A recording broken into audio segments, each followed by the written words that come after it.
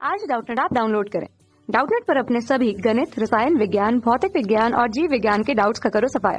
बस प्रश्न की फोटो खींचो, एक ही प्रश्न को क्रॉप करो और तुरंत वीडियो सोल्यूशन पाओ। अभी डाउनलोड करें।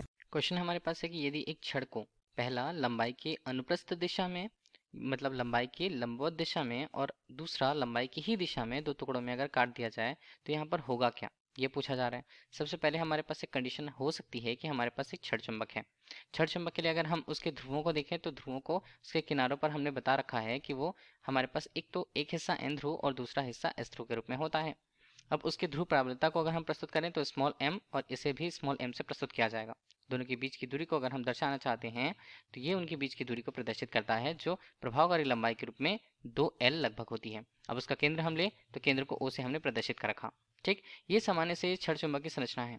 अब पहले जैसे क्वेश्चन पे बोला जा रहा है हमें कि लंबाई के अनुप्रस्थ दिशा में, तो लंबाई देखिए, अब हम इसे दर्शाना चाहें तो देखिए कैसे बनेगा। ये पहले जैसा है कि अगर हम लंबाई के अनुप्रस्थ दिशा में इसे काटें तो लंबाई के अनुप्रस्थ दिशा में काटने से होगा क्या, लंबाई का अनुप्रस्थ हिस्सा होता है, मतलब अगर हम इसे देखिए ये जो लंबवत रेखा दिख रही है इसी के अनुदिश अगर हम इसे काटें तो ये दो भाग में मिलेगी। हमें दो भाग में मिलेगी तो प्रत्येक भाग को अगर हम बनाना चाहते हैं तो प्रत्येक भाग को हमने कुछ इस तरह से दर्शा दिया। अब देखिए चुंबक को जितने भी उसके लंबाई के अनुदिश जितने भी भागों में काटा जाता है तो पहले तो हमारे पास ये एन ध्रुव था, दूसरा ध्रुव हमारे पास हो जाएगा एस ध्रुव। ठीक है, और ये जो हमारे पास दूसरा ध्रुव था जो कटा हुआ वो एन ध्रुव होगा और बचा हुआ हिस्सा जो एस ध्रुव था वो होगा। इस तरह दो चुंबक हमें प्राप्त होते हैं, लेकिन अब उनकी जो लंबाई हो जाती है वो प्रारंभिक लंबाई की आधी होती है लगभग। ठीक है, दोनों के लिए हम बात कर रहे हैं वो हमारे पास। अब इस बीच पे अगर हम उनके चुंबकीय आघूर्णों को देखें, प्रत्येक के लिए उसके चुंबकीय आघूर्ण को देखें तो दो भाग में कटा है, एक पहला भाग और ये दूसरा भाग।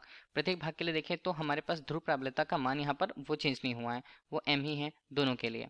ठीक है, प्रत्येक ध्रुव के लिए उसका मान स्मॉल एम है, लेकिन लंबाई यहाँ पर एल और एल हो गई है। इस बीच पे अगर हम चुंबकीय आघूर्ण की बात, चुंबकीय आघूर्ण को कैपिटल एम से हम प्रस्तुत करते हैं, मान कितना होगा, मान यहाँ पर होगा स्मॉल एम गुणा एल के रूप में। ठीक है, एम डैश के रूप में हम उसे दे देते हैं मान। अब देखिए प्रारंभिक रूप से जब उसका चुंबकीय आघूर्ण की बात करें तो वो कितना था, कैपिटल एम के रूप में इसका मान था एम गुणा 2L के रूप में। तो हम इसे कैपिटल एम के रूप में क्या लिखे थे, इसे हम लिख सकते थे 2ML के रूप में। मान से तुलना करें तो दूसरी स्थिति पर प्रत्येक चुंबक के लिए, जो टूटा हुआ चुंबक है उसके लिए जो उनके चुंबकीय आघूर्ण के मान होंगे एम डैश के रूप में कितने होंगे, एम डैश के रूप में उनका मान होगा m/2, मतलब उनके प्रारंभिक मान का ये आधा रह जाएगा प्रत्येक चुंबक के लिए उनके चुंबकीय आघूर्ण का मान। दूसरा बोला है कि लंबाई की ही दिशा में, कि लंबाई वाली दिशा में इसे दो टुकड़ों में अगर काट दिया जाए, दिशा में अगर हम काट दें तो पहले बेसिक रूप से हमारे पास इतना था, अगर हमने इसे दो भागों में काटा तो ये अलग अलग भाग के बनेंगे। ठीक है, जबकि हमने ये बता रखा था कि एक हमारे पास होता है एन ध्रुव, दूसरा हमारे पास होता है एस ध्रुव, उसकी लंबाई यहाँ पर कितनी 2L के रूप में हमने ले रखा था और चुंबकीय प्राबल्यता का मान को स्मॉल एम और स्मॉल एम से प्रस्तुत कर रखा हुआ था। ठीक है, फिर अगर हमने इसे दो भाग में काटा तो ये पहला भाग और ये दूसरा भाग होता है।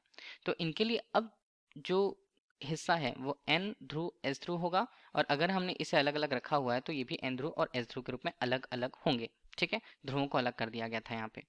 अब जो चुंबकीय प्राबल्यता है वहां पर वो कितनी रह जाएगी, इनके लिए क्रमशः इनका मान एम डैश और एम डैश रह जाएगा, दूसरे हिस्से पर भी उसका मान एम डैश और एम डैश यहाँ पर रह जाएगा। उससे अगर दो भाग में बटे हुए हैं तो एम डैश के मान को हम बोल सकते हैं कि वो एम के मान का, मतलब पहले के लिए चुंबकीय जो प्रबलता थी उसका आधा यहाँ पर होता है। ठीक है, तो प्रत्येक भाग के लिए अगर हमने बात करी है उसकी चुंबकीय तीव्रता की या प्रबलता की कि वो प्रारंभिक रूप का आधा हो जाता है। इसके अलावा दूसरा अगर हम उसके चुंबकीय द्विध्रुव आघूर्ण की बात करें तो एम डैश के रूप में हम उसे प्रस्तुत कर रहे हैं, वो हमारे पास कितना होता है स्मॉल m/2 और लंबाई बेसिक रूप से 2L ही है। तो हमारे पास एम डैश का मान कितना आ जाएगा, एम डैश का मान आ जाएगा यहाँ पर तुलनात्मक रूप से इसके मान को देखें तो ये प्रारंभिक मान का फिर से आधा ही रह जाएगा। तो m का मान हम देख रहे हैं एम डैश के रूप में, तो उसका मान कितना है m/2 के रूप में होता है, मतलब प्रारंभिक रूप से जो मान चुंबकीय आघूर्ण का था वो आधा हो जाएगा। Thank you. कक्षा 6 से 12वीं से लेकर नीट, IIT, JEE वो एडवांस के लेवल तक 1 करोड़ से ज्यादा छात्रों का भरोसा। आज ही डाउनलोड करें डाउटनेट ऐप या व्हाट्सएप करें अपने सारे डाउट्स 8400 400 400 पर।